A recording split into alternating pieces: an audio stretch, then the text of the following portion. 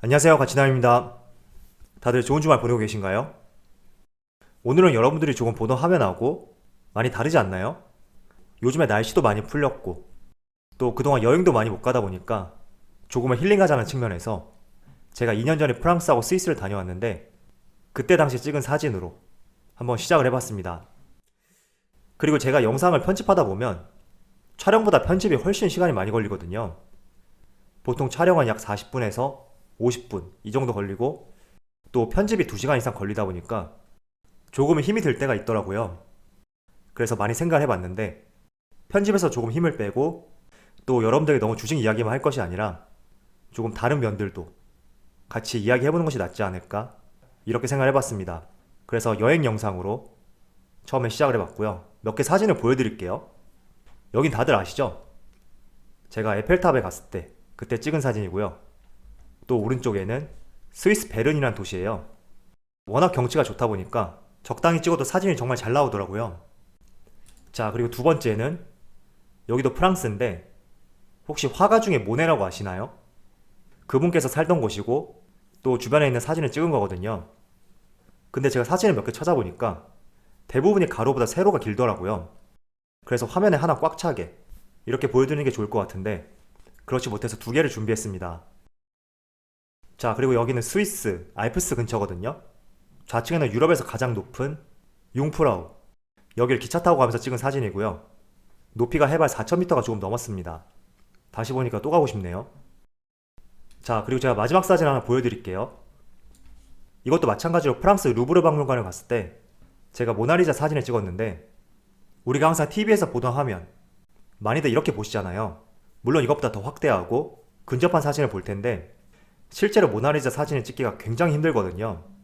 제가 그 이유에 대해서 말씀을 드릴게요. 루브르 박물관의 99.9%가 다 모나리자를 보러 갑니다. 그래서 제가 여기 찍은 사진, 이 자리에서 저 앞자리까지 가는데 무려 30분이나 걸렸습니다. 그래서 어렵게 찍은 사진인데 오늘 제가 여러분들에게 몇 가지 여행 사진과 관련해서 보여드렸어요. 요즘에 날씨가 정말 좋다 보니까 여행도 가고 싶어지고 또 작년에 코로나라는 피로감 때문에 더욱더 여행이 가고 싶어지는 그런 시점인 것 같아서 한번 같이 힐링 차원에서 보여드렸습니다. 그래서 빨리 코로나가 종식되어서 다들 즐거운 여행 할 수 있는 그런 시간이 찾아왔으면 좋겠습니다. 자, 제가 여러분들에게 모나리자 사진을 보여드렸으니까 앞으로 이제 좋은 일만 가득할 거고요. 또 다음 주부터 더욱더 성공적인 투자를 할 수 있을 거라고 말씀드리겠습니다. 자, 여행 사진은 여기까지 보여드리고요. 오늘은 몇 가지 이슈에 대해서 같이 한번 살펴보면서 말씀을 드려보겠습니다. 자, 어제 기사더라고요. 현대차에서 배터리를 자체 생산 검토 중이라는 이런 기사가 발표되었습니다. 자, 며칠 전만 하더라도 폭스바겐에서 배터리 내재화 소식, 그리고 파우치형 배터리에서 각형 배터리로 전환하겠다. 이런 선언을 하였습니다. 그 때문에 직접적인 연관이 있었던 LG화학과 SK이노베이션 뿐만 아니라 연관성이 별로 없던 삼성 SDI까지 상당히 좋지 못한 흐름이 이어졌습니다. 그런데 어제 조금은 거슬릴 수 있는 현대차의 배터리 내재화 소식, 이 소식이 발표가 되었거든요. 그래서 혹시나 접하신 분들이 계시다면 조금은 우려감을 내비치는 것 같습니다. 자, 그런데 배터리 내재화에 대해서 우리가 한번 생각해 볼 점이 있는데 왜 완성차 기업들이 배터리 내재화를 시도할까? 먼저 여기서부터 한번 생각을 해볼게요. 저는 크게 2가지 이유가 있다고 생각이 되거든요. 첫 번째는 내재화를 통해서 자동차 가격을 낮출 수 있다는 그런 장점이 있습니다. 그리고 두 번째는 빠르면 2022년과 23년도부터 지금의 반도체 쇼티지 현상과 마찬가지로 배터리도 수요보다 공급이 부족한 이런 상황을 맞이할 것입니다. 그래서 많은 기업들이 서둘러서 배터리 자체 생산을 생각하는 것이고 이런 2가지 이유가 복합적으로 어우러졌기 때문에 최근에 내재화에 대해서 많이 검토를 하고 있는 것 같다. 이렇게 볼 수가 있습니다. 자, 그런데 이 배터리 내재화라는 것이 물론 시간이 지나면 할 수는 있겠죠. 그렇지만 짧은 기간 내에 2년, 3년 혹은 5년 안에 정말로 수준이 높고 만족할 수 있는 배터리를 만들 수 있는지 저는 사실 조금 의문이 들거든요. 자, 제가 2015년 당시에 반도체 기업인 SK하이닉스를 투자한 적이 있거든요. 그때 당시 SK하이닉스 주가가 한 주당 3만 원이 조금 넘었었는데 2만 원 중반까지 거의 20% 가까이 큰 폭의 하락이 나온 적이 있습니다. 그때 하락을 부추겼던 이유 중에 하나가 중국 정부에서 반도체 기업들을 육성하겠다, 그리고 머지않아 국내 반도체 기업을 따라잡겠다. 정말 하루가 멀다 하고 이런 기사가 쏟아졌습니다. 자, 그런데 어떤가요? 지금 중국 기업들의 도전이 있다고 하더라도 대한민국 반도체 기업들은 굳건하고 또 산업과 시장은 날로 커지고 있습니다. 물론 반도체 산업과 2차 전지 비교를 할 수는 없습니다. 왜냐하면 2차 전지보다 반도체가 진입 장벽이 훨씬 높거든요. 그래서 비교 대상은 될 수는 없지만 우리가 너무 배터리 내재화에 대해서 조금 과하게 반응을 하고 있는 것은 아닌가, 저는 이런 생각이 들거든요. 자, 지금 완성차 업체 중에서 배터리 내재화를 선언했던 기업이 테슬라하고 폭스바겐 이 두 기업밖에 없습니다. 만약에 현대차도 검토를 넘어서 실제로 내재화를 선언하게 된다면 세 번째 기업이 될 수가 있겠죠. 자, 그런데 대표적인 완성차 기업 중에 BMW를 한번 예를 들어 볼게요. BMW 같은 경우에는 배터리 내재화에 대해서 선을 그었고 앞으로도 한국을 비롯해서 중국과 유럽, 다양한 배터리 기업들과 함께 충분한 양의 배터리 공급을 늘려갈 것이다. 이런 발표를 하였습니다. 자, BMW가 폭스바겐하고 테슬라 이 두 기업하고 달리 내재화는 없을 것이라고 밝힌 이유는 어쨌든 자체적으로 배터리 내재화를 하게 된다면 최소한 5년 이상의 시간이 필요하게 됩니다. 그런데 지금 시점으로 또 5년이 지나게 된다면 본격적으로 2020년대 후반을 향해 가는 그런 시점이 될 수가 있습니다. 자, 그 시점이 된다면 지금 전기차 배터리에 사용되고 있는 리튬이온 배터리, 이 배터리를 전고체 배터리로 대체를 할 수 있는 시점이 다가옵니다. 자, 지금 모든 전기차에 들어가는 배터리가 여기 있는 리튬이온 배터리거든요. 그런데 2020년대 말이 되면 이 리튬이온 배터리에서 전고체 배터리로 배터리가 한 단계 진화를 하게 됩니다. 이 두 배터리 차이점을 설명드리면 지금 리튬이온 배터리 같은 경우에는 액체 전어질로 구성이 되어 있다 보니 배터리에 팽창이 있을 수 있고 또 공기 중에 노출이 되면 화재의 위험성이 있습니다. 자, 그리고 단점으로 한 가지 더 말씀드리면 에너지 밀도가 낮기 때문에 장거리 주행을 할 수가 없거든요. 그런데 지금 보시는 전고체 배터리 같은 경우에는 전해질이 액체로 되어 있는 것이 아니라 고체로 되어 있기 때문에 화재에 대한 위험성을 없앨 수 있고 또 배터리 용량을 높임으로써 장거리 운행이 가능할 수 있다는 큰 장점이 있습니다. 자, 그래서 리튬이온 배터리에서 전고체 배터리로 넘어가는 시점이 2020년대 말이라고 말씀드렸습니다. SDI 같은 경우에는 2027년쯤에 상용화를 목표로 하고 있는데 이렇게 자칫하다가 내재화를 통해서 리튬이온 배터리를 생산했지만 성능도 떨어지고 또 완성 시점에 전고체 배터리가 등장함으로써 막대한 투자 대비 손실을 떠안을 수 있는 그런 상황도 올 수가 있단 말이에요. 그래서 이 내재화라는 것이 어쩌면 양면의 칼이 될 수가 있다. 저는 이렇게 보여지고요. 또 LG화학이 배터리 사업부를 흑자로 전환시키는데 무려 20년이나 시간이 걸렸습니다. 그래서 많은 글로벌 자동차 기업들도 실제로 글로벌 경쟁력을 갖출 수 있는 이런 배터리를 만드는데 최소 5년의 시간이 걸릴 수가 있으니까 우리가 너무 내재화라는 이슈에 대해서 너무 과민 반응하고 있는 것은 아닌가, 저는 이런 생각이 들더라고요. 그리고 그 5년이라는 시간 동안 과연 국내 배터리 3사 같은 경우에 그냥 쳐다만 보고 있을까, 이런 생각을 해본다면 너무 국내 기업을 평가절하하는 것이라고 그렇게 생각하고 있습니다.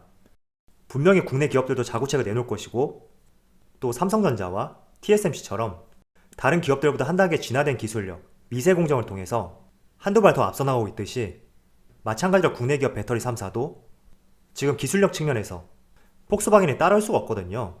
그래서 테슬라와 폭스바겐이 실제로 내재화를 시도한다고 하더라도 그때쯤은 배터리 3사 기업들도 충분히 기술력 측면에서 한 발 앞서 나갈 수 있는 그런 힘이 있는 기업들이니까 우리가 배터리 내재화 조금은 거슬릴 수는 있지만 너무 과도하고 민감하게 해석하진 말자, 이렇게 말씀을 드리겠습니다.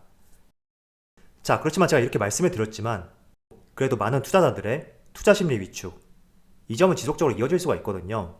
그래서 지금 LG화학의 주가 흐름을 보시더라도 며칠째 약세 흐름이 이어지고 있고 이 외국인과 기관의 수급을 보더라도 확실히 수급적인 측면에서 좋지 못한 상황입니다. 그래서 제가 드리고 싶은 말씀은 이 내재화 이슈 조금은 거슬리지만 우리가 너무 2차전지 산업에 대해서 전망을 어둡게 볼 수 있는 그런 부분은 아니다, 이런 말씀을 드리고, 그렇지만 지금 투자심리 위축이 이어지고 있으니 섣부른 추가 매수라든지 신규 매수 이런 점들은 당분간 자제해 보시고 다시 기관과 외국인의 수급이 들어오는지 이런 점들을 체크해 보시면서 매수 기회를 잡아보자고 말씀을 드리겠습니다. 자, 그리고 한 가지 이슈에 대해서도 말씀드릴게요. 백화점 몰려간다, 매출 40% 증가, 보복 소비로 본물 터지나. 이런 타이틀의 기사가 발표가 되었습니다. 조금 더 상세하게 말씀을 드리면 기획재정부가 발표한 최근 경제 동향에 따르면 저번 달 2월 매출이 전년도 대비 무려 40%의 증가세를 보였다고 발표를 하였습니다. 그런데 이 40%의 증가세라는 것은 2005년 이때 이후 최고의 증가폭이거든요. 자, 이렇게 소비가 늘어난 이유는 크게 두 가지가 있습니다. 바로 기저효과 보복 소비죠. 저도 백화점을 자주 가는 것은 아닌데 최근 들어서 백화점을 가보면 정말 사람이 많더라고요. 강남역이나 홍대 이런 번화가에 있는 사람들이 별로 없지만 오히려 백화점에는 코로나 이전보다 사람이 더 많은 것 같더라고요. 다 이런 것들의 기저효과 보복 소비가 이어졌기 때문에 나올 수 있는 부분이라 생각이 되고요. 제가 여기서 드리고 싶은 말씀은 이런 말이 있잖아요. 뉴스에 팔아라. 이런 말들이 왜 생겼는지 한번 생각해 보세요. 어떤 특정 종목에 대해서 좋은 내용이 발표가 되면 주가가 오히려 하락하기 때문에 이런 내용이 있다고 생각하고 있습니다. 자, 대표적으로 바이오 종목이 될 수 있죠. 바이오 종목 같은 경우에는 실적이 눈에 보이기도 전에 미국 FDA 1상 이상을 통과했다. 이런 내용이 나올 때마다 주가는 한 단계씩 계속 업그레이드가 됩니다. 그리고 또 3상에 들어갔다. 이런 소식이 발표가 되면 또 주가는 상승이 나오죠. 자, 그런데 FDA 3상을 통과했다. 이런 소식이 나오면 반대로 주가는 하락을 합니다. 물론 그렇지 않은 경우도 있겠지만 제가 조금은 단적으로 말씀을 드리는 거예요. 이런 상황들이 왜 생기냐면 그동안 실적은 제자리 걸음인데 FDA 2상이 들어갔다. 또 3상이 들어갔다. 이런 내용이 나올 때마다 주가는 지속적으로 상승이 나왔기 때문에 뉴스가 나오게 되면 주가는 하락이 나온다. 이렇게 볼 수가 있습니다. 자, 그런 의미에서 이 백화점 관련 종목들 한번 연관을 지어서 말씀을 드려볼게요. 자, 우리가 포스트 코로나 이런 단어를 많이 사용하죠. 코로나 이후의 삶에 대해서 이제는 많은 기대를 하고 있습니다. 지금 백신 접종률이 1%가 조금 넘었는데 정말로 코로나 이후의 삶을 논하기 위해서는 이 백신 접종률이 1%가 아니라 집단 면역이 형성되었을 때 약 70%인가요? 의미 있는 수준까지 올라와야 됩니다. 자, 단순하게 생각하면 이제 코로나가 집단 면역이 형성이 되었고 더 이상 마스크를 쓰지 않는 그런 시점이 되었을 때 오히려 백화점들의 주가는 상승이 나올 것이다. 이런 생각들을 많이 하실 거예요. 그런데 지금 1%밖에 채 되지 않은 접종률인데 매출이 40% 증가했대요. 그렇다는 것은 이미 실적이 잡히고 있고 주가도 반응을 보여주고 있다. 이렇게 볼 수가 있습니다. 차트를 한번 살펴볼까요? 자, 현대백화점의 차트입니다. 지금 주가의 흐름을 보시면 작년 10월부터 53,000원부터 주가가 최대 94,000원까지 거의 100% 가까운 상승이 나왔거든요. 그래서 이미 백화점 관련 종목들은 주가가 선반영되고 있다. 이렇게 볼 수가 있습니다. 앞서 설명드린 제약 바이오 종목으로 비유를 해보자면 FDA 1상과 2상을 통과했고 그 기대감에 주가가 많이 올라오고 있는 상태다. 이렇게 볼 수가 있습니다. 그래서 실제로 집단 면역이 형성이 되고 마스크를 벗는 그런 시점, 그 시점이 온다면 오히려 주가는 떨어질 수 있는 그런 가능성이 높을 수 있겠죠. 그래서 왜 좋은 기사가 발표가 되면 오히려 그때부터 주가가 하락하는지 제가 예시를 설명드린 이런 부분에 대해서 조금 이해를 해보신다면 앞으로도 대응하는 데 도움이 될 것이라고 말씀을 드리겠습니다. 자, 오늘은 제가 영상을 조금 찍으면서 편하게 말씀을 드렸는데 실제로도 조금 편한 것 같습니다. 혹시나 여러분들 영상을 보시면서 저번보다 조금 불편하던가 고쳤으면 하는 부분 그런 것들이 보인다면 댓글로 남겨주시면 좋겠고요. 또 참고로 제가 오늘이죠. 아침 9시부터 프리다이빙을 하거든요. 그래서 혹시나 아침에 영상을 보시는 분들이라면 제가 수영장에서 지금 잠수를 하고 있기 때문에 댓글 확인이 조금 늦을 수가 있습니다. 이 점은 양해 부탁드리고요. 점심시간 이후에 제가 확인한 뒤에 뭐 질문이나 이런 거 있으면 답글 남겨드리도록 하겠습니다. 빨리 코로나가 종식되어서 모두 즐거운 여행할 수 있는 그런 시간이 왔으면 좋겠습니다. 그럼 오늘 영상에서 마치도록 하고요. 언제나 여러분들의 성공 투자를 기원하도록 하겠습니다. 감사합니다.